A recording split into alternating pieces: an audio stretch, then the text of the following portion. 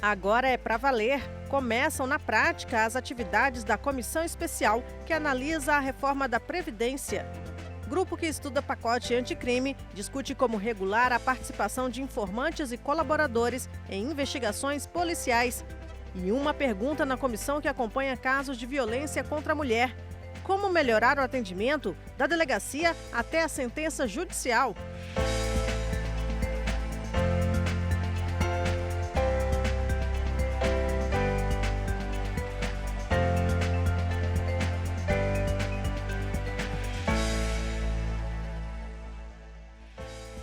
A Comissão Especial da Reforma da Previdência fez sua primeira reunião na tarde desta terça-feira para discutir o cronograma de trabalho. Já de manhã, começaram as negociações. O presidente da Comissão Especial da Reforma da Previdência se encontrou primeiro com a oposição. Recebeu a sugestão de fazer 15 audiências públicas para debater a proposta do governo, mais 10 reuniões nos estados até junho.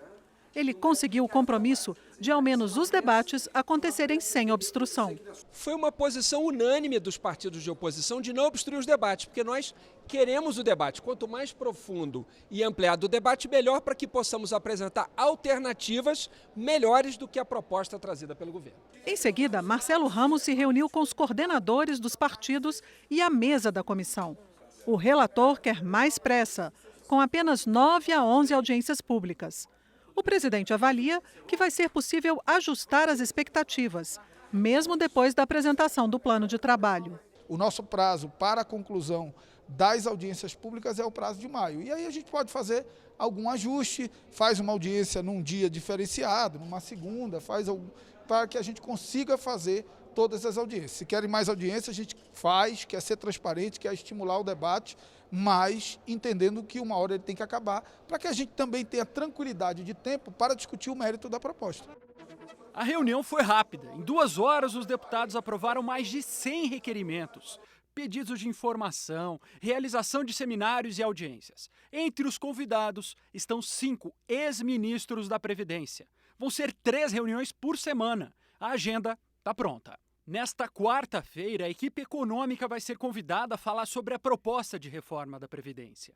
Na quinta, vai ser a vez de debater o financiamento da Previdência. Na semana seguinte, outros 3 temas: a Previdência dos servidores públicos, o regime geral de Previdência e as categorias especiais. Na terceira semana, pessoas com deficiência, mulheres e a questão do trabalhador rural. Na quarta semana, BPC, que é o benefício da prestação continuada, o abono salarial e o regime de capitalização. No total, 10 audiências. A oposição quer 15. O saldo final pode ficar no meio do caminho. Nós podemos incluir, inclusive, uma ou outra coisa que eles pediram dentro dessas audiências. Mas também não é nada absurdo aumentar uma audiência a mais, não será o problema. A série de audiências começa nesta quarta-feira com a presença confirmada do ministro da Economia, Paulo Guedes. Quando esteve na Comissão de Constituição e Justiça, a audiência terminou em confusão. O presidente da Comissão Especial acha que agora pode ser diferente. Eu acho que ele, entendendo que não é papel dele contrapor politicamente os deputados, que isso é papel dos deputados do governo, e que o papel dele é esclarecer o conteúdo da proposta. Se em todos os momentos ele fugir dessa armadilha de sair para um debate político e se concentrar em explicar a proposta com a convicção que ele tem sobre ela, acho que a gente consegue levar a audiência em bom termo.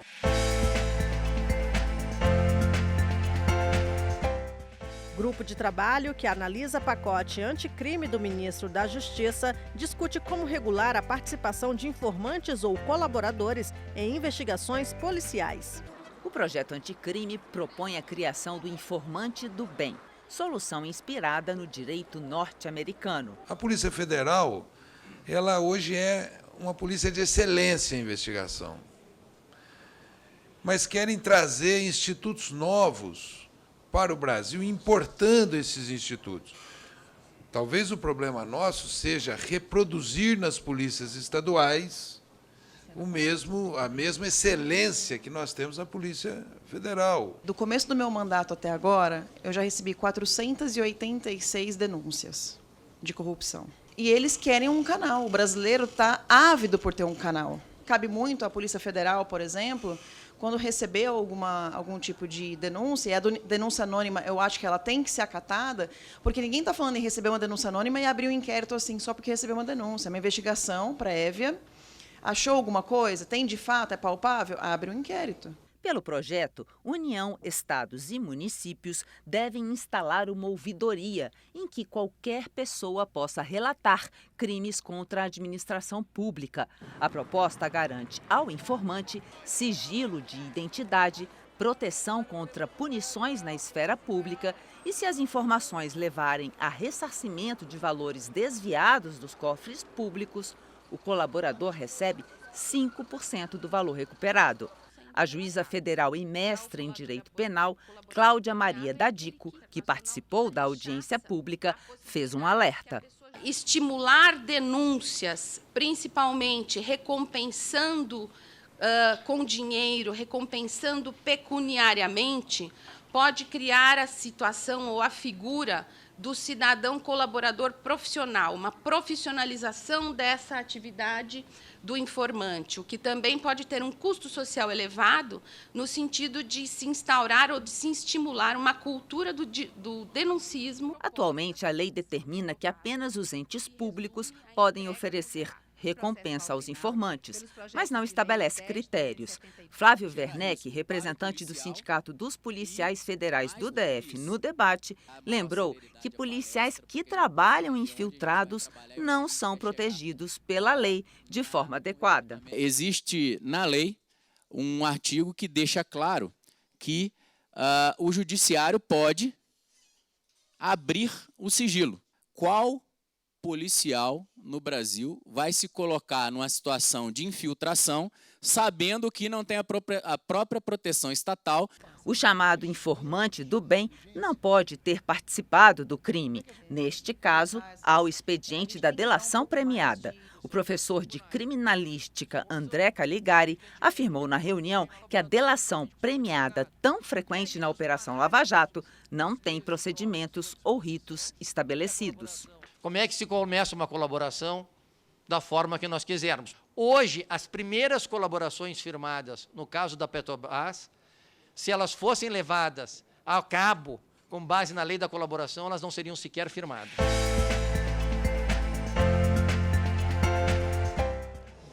Nesta terça-feira, o plenário da Câmara aprovou a medida provisória que faz a transferência de responsabilidade da Junta Comercial do Distrito Federal, saindo do governo federal e indo para o governo local, assim como já acontece com as juntas comerciais de todos os estados brasileiros que são ligadas aos governos estaduais.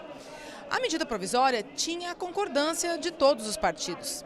Mesmo assim, a votação não foi fácil.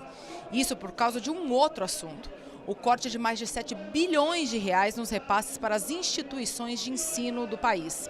Por causa disso, os partidos de oposição anunciaram obstrução, ou seja, vão colocar barreiras em todas as votações de todos os assuntos até que o governo federal devolva parte dos recursos para as instituições de educação.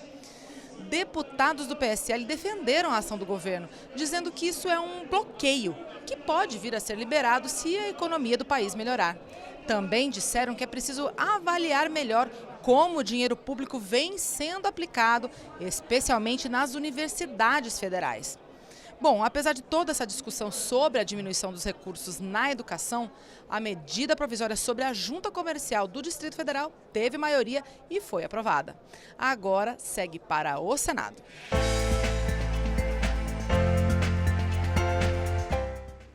Um acordo entre os deputados que compõem a comissão externa encarregada de analisar o rompimento de uma barragem da Vale que provocou a morte de mais de 200 pessoas em Brumadinho, Minas Gerais, acabou adiando a votação do relatório final do deputado Júlio Delgado. Se essa legislatura for só para a gente poder buscar a restauração de Minas Gerais com relação à exploração inescrupulosa das empresas todas mineradoras ao longo de mais de 50 anos em Minas, sem ressarcir a Minas Gerais, aos cofres de Minas Gerais e aos mineiros, os danos ambientais, de bacia hidrográfica, de vítimas fatais, de comprometimento socioeconômico, de quem ganha R$ 1.000, R$ 1.500 por mês, E se esse for o objetivo do nosso mandato, podem ter certeza que eu me darei por satisfeito por ter concluído e honrado a representação que faço do nosso Estado. Integrantes da comissão externa manifestaram a intenção de apresentar emendas ao relatório,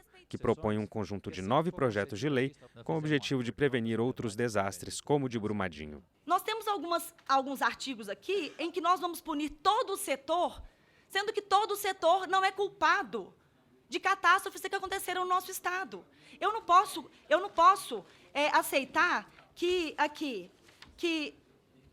pequenos e médios mineradores que trabalham com areia, cascalho, demais minerais destinados ao uso da construção civil, rochas ornamentais, águas minerais, possam ser punidos porque o minerador de ferro, o grande minerador, a Vale do Rio Doce, infelizmente não é responsável. O deputado Lucas Gonzalez acabou desistindo de pedir vista do relatório e, com isso, a votação na comissão externa ficou agendada para quinta-feira pela manhã. Não pedi vista porque acredito que o acordo vai ser melhor cumprido na condição de outros deputados, não fui eu, mas outros deputados apresentaram algumas emendas ao relatório. O atual relatório tem muita coisa tributária, assuntos tributários. Essa comissão, ao meu ver, visa questões de fiscalização de barragem. Assuntos tributários a gente tem que deixar para quem entende de tributo. Hoje, essas empresas lucram muitíssimo com a exploração predatória dos recursos naturais, levam essas riquezas para o exterior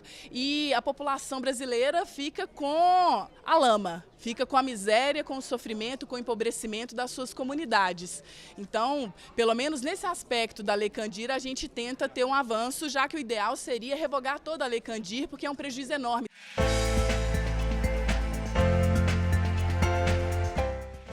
CPI, que investiga negócios do BNDES, volta a ouvir depoimentos. Acompanhe.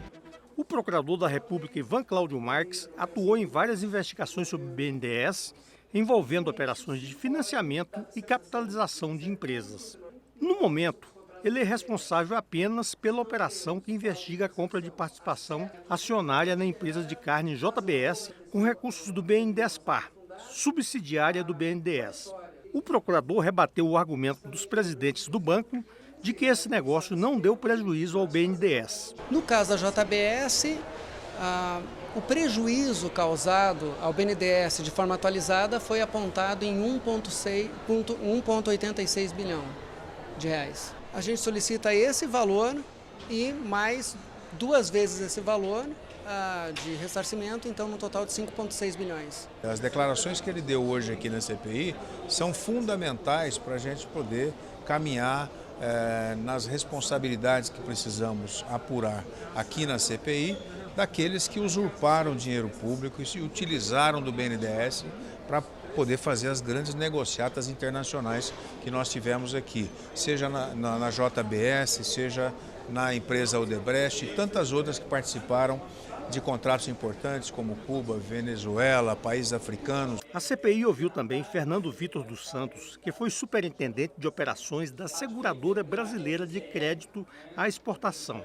A empresa, já extinta, tinha participação de bancos estatais e privados e dava garantia às operações em que o BNDES financiou obras de engenharia no exterior.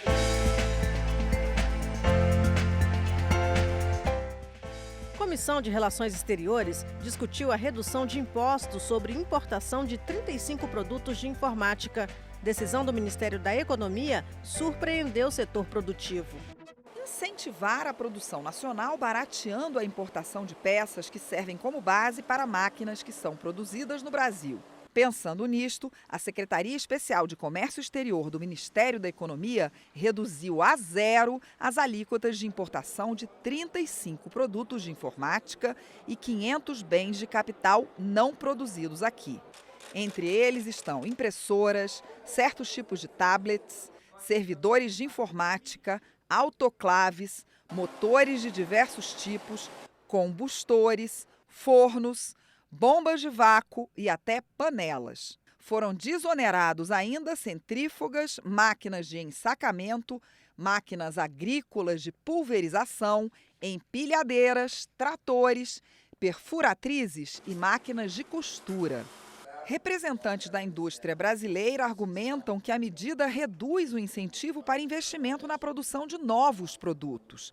Mas eles apontam também que a maior facilidade para importar peças pode ser positiva para as indústrias de transformação de bens, já que gera redução nos custos. O setor de máquinas e equipamentos é o maior da indústria de transformação brasileira. É também o que mais exporta. 40% de seus produtos são vendidos para o exterior. Para o presidente executivo da Associação Brasileira da Indústria de Máquinas e Equipamentos, é necessário promover as reformas da Previdência, tributária e baixar os juros antes de abrir mais o mercado às importações. Ele admite que o Brasil tem uma competitividade muito baixa. Antes de fazer uma abertura comercial, é necessário que haja uma agenda de competitividade. Como o próprio ministro Paulo Guedes fala, uma bola no pé esquerdo, que são os tributos, uma bola no pé direito do empresário, que são os juros, e nas costas a gente carregando um piano, que são os encargos trabalhistas. O gerente de negociações internacionais da CNI chama a atenção para outro aspecto, o da necessidade de se manter as trocas internacionais e, inclusive, aumentá-las.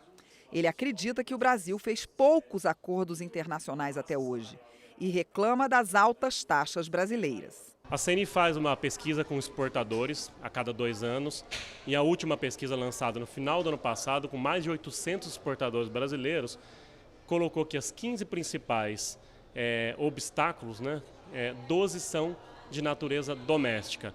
Questões como taxas excessivas cobradas na importação ou na exportação, até na importação, porque a importação é parte do custo.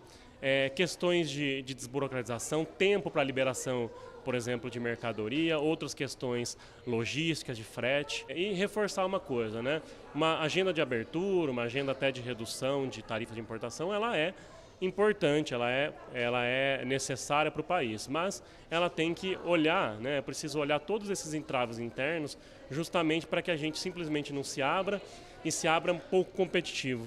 O representante do Ministério da Economia afirma que o governo tem noção de que é necessário sincronizar a abertura do mercado com outras medidas, como a reforma tributária. A redução do custo para se adquirir insumos e alguns bens de capital e de informática e telecomunicações, é possível sim trazer mais produtividade, mais competitividade para a nossa economia. O deputado petista José Neto foi um dos que pediram a realização do debate. Ele também está preocupado com a possibilidade de redução de trocas comerciais com países que são parceiros tradicionais importantes. Existe uma política internacional do mercado exterior que nós aqui da comissão estamos muito preocupados, porque a relação com a China, a relação com o mundo árabe, a relação com o Mercosul, principalmente com a Argentina, que acaba de ter alguns prejuízos com relação ao que foi anunciado recentemente pelo governo brasileiro. Então são situações que precisam ser mais dissecadas.